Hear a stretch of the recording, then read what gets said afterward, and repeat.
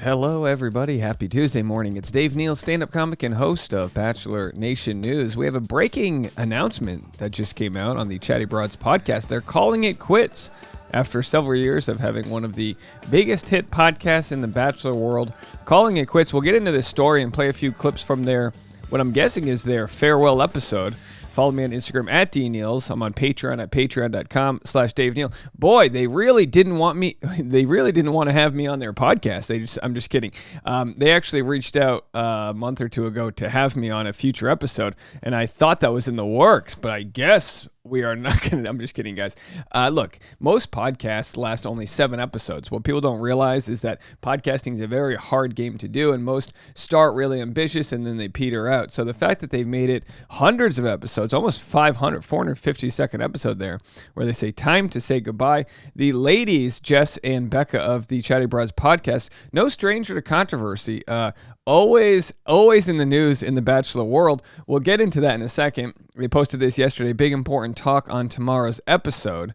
We love you guys so much and hope you can join the conversation with an open heart and mind, to which most people knew that was coming. We've covered Chatty Broads in the past. They recently defended Reality Steve's Nate story, which is interesting because they've been at blows with Reality Steve, fellow podcasting wars. Becca's had to apologize for her takes on Johnny Depp, which spilled out into a huge separate dramatic story we don't need to get into now, which we've covered on the channel. And they've also apologized for having live streams that it turns out were pre-recorded. And they have a fan base that, let's just put it, that is loyal, but also holds them to a very, very high standard, to the point which Becca posted recently that she was just done calling other people out. She posted this a couple of weeks ago. Thoughts while plastering. Problematic has become the new sinful. I grew up being told who was a real Christian and who wasn't based on their sins and F-ups. I see so much of the same thing now with online culture. We're told to distance ourselves from, unfollow, and refuse to consume any creation from someone who has been given the scarlet letter of problematic. They must confess their sins and repent to have any hope of becoming pure again. And even in doing so, their sins are remembered and rehashed often. I'm over it. I have better ways to spend my time than continuing to play the witch hunt game I used to be so involved in. And I'm sorry to anyone I bullied and demanded things from. And of course, some of the comments after that came out were people saying, oh, how nice of her to be able to live in this bubble where she doesn't have to worry about problems and this and that. But I generally agree with Becca that the zero-sum game of calling other people out just leads to divisiveness. I think there's always a conversation to be had about problematic behavior, but it can be done in a way that doesn't attach everyone to a side. Well, if you don't speak on this person's mess up, then you're for that mess up. That logic I just don't agree with. Given that we do talk about a lot of heavy topics on the channel, we just try, and I'm not saying this from any place of sort of superiority here morally, but we try our best to just hold off judgment, educate ourselves, and move forward because we understand that it's a tough game to play. All right, well, here's what they had to say. And again, you can go listen to the full 2-hour episode, but I'm going to play, I think, 4 different clips here. Here's what they had to say as they retire the podcast. They hang up the old microphones. Happy in the space that I was in. I'm like, I want to be creative in some way.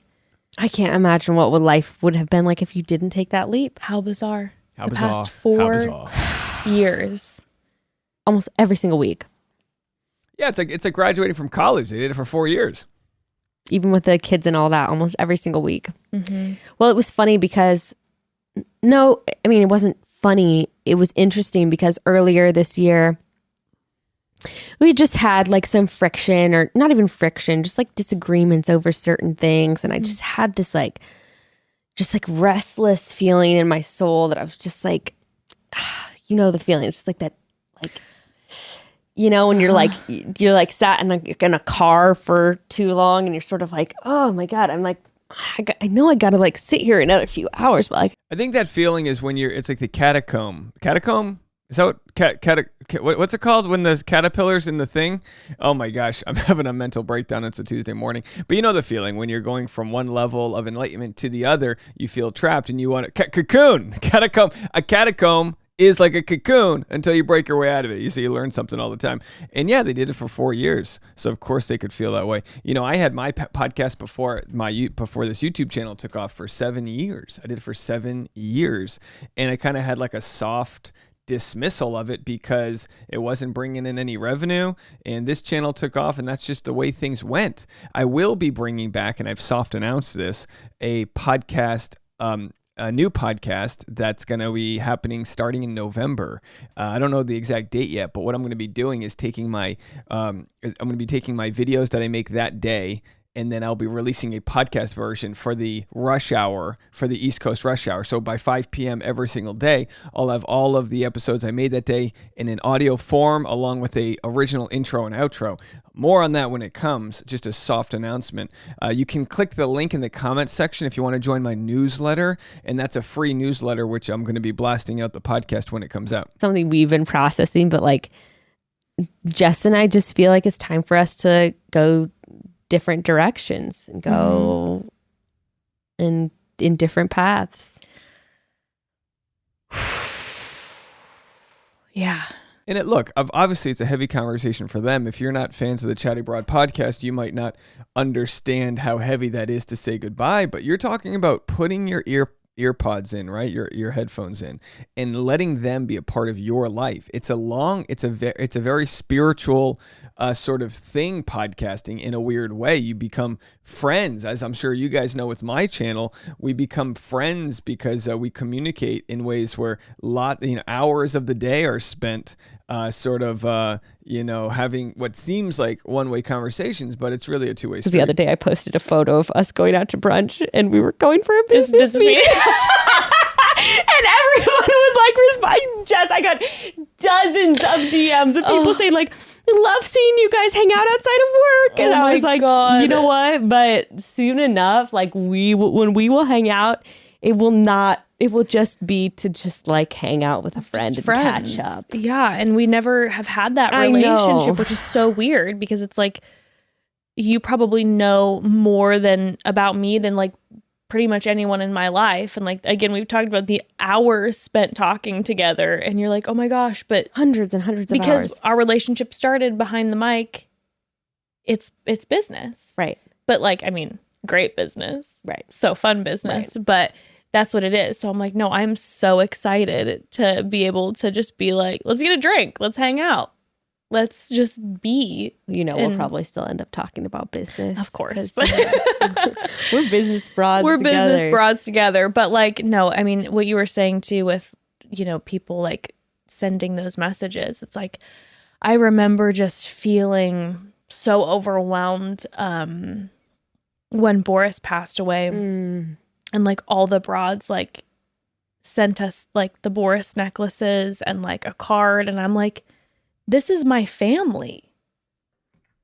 Like, I might not be able to know exactly what you look like, behind your little like. Okay, so I just got a note that at the hour and 23 mark, 83-minute mark, they announced that they actually will be recapping Bachelor in Paradise. So I guess it's not their last episode. It's just the beginning of the end. Let's have a listen to what they said regarding Bachelor in Paradise, which starts tonight. We'll have a pre-episode live stream and a after show tonight at 4 p.m. Pacific time, 7 p.m. East Coast, and then 10 p.m. East Coast, assuming it's a 2-hour episode. I'll have to double check, but stick around for that. Doing season finale with this Bachelor in Paradise season, we also want to involve like the broads. Like, we want to have, like you said, episodes like answering questions about all of this, but we also want to have our final visits. That's from depressing as fuck. I know. All right, so there it is. So let's go to the final seconds here. You can watch the tearful send-off they do at the very end here. Don't make me think about it until it comes, bitch. Sorry. Chat soon. Oh, we did it. All right, chat soon, they say, and we'll be chatting over here, Chatty Dave. Listen, I hate to use their podcast quitting as a call to action, but hit the subscribe button if you want daily content here in Bachelor Nation. My podcast will be coming out. I can't say it's anything like the tone or grace that they have, but I'm doing me. Okay, folks, let me know what you guys think. More content coming your way. I'll be on the Patreon this morning at 10 a.m. Patreon.com/Dave Neal. Bye, guys.